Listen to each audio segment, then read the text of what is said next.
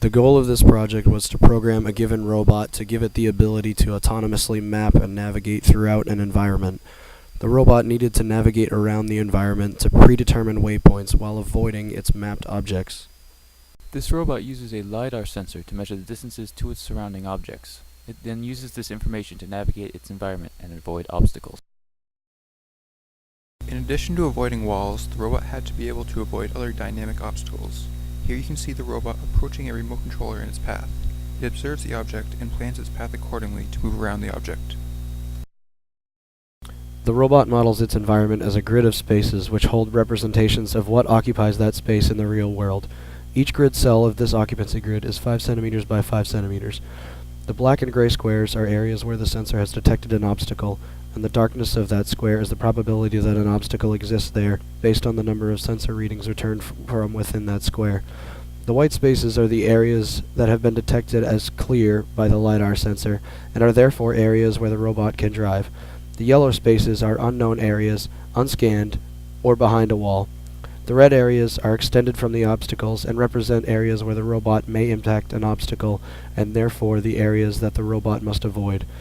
The light blue squares are the robot's path, while the dark blue is the robot's current idea of where it is in the world. Finally, the green squares are the waypoints that the robot is attempting to move to. The robot generates its path using Dijkstra's algorithm. The algorithm calculates a value for each square that represents the distance from that square to the goal.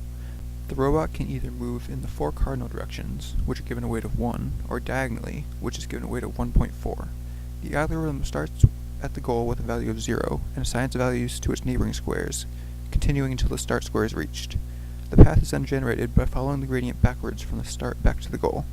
This will generate one of the shortest paths between the start and the goal, though not necessarily the one with the least number of turns. The robot will rescan its environment at each turn, or every 10 grid squares for long path segments. These paths are shown as the light blue squares in the map. After each scan, the robot will update the occupancy grid and determine if its path was blocked. If it is, the robot will calculate a new path.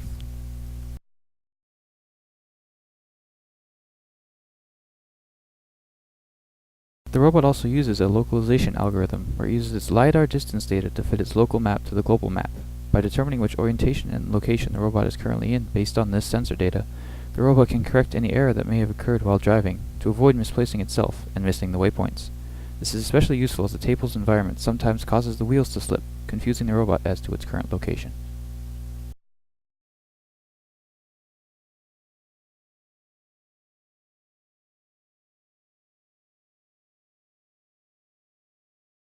Here we can see the robot navigating the waypoints marked on the course.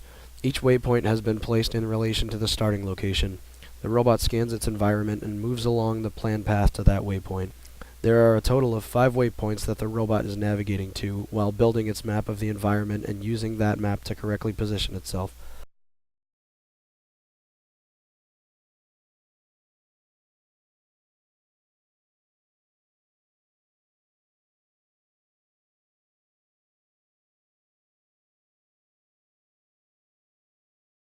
After the robot reaches the last waypoint, it turns to return to the starting location.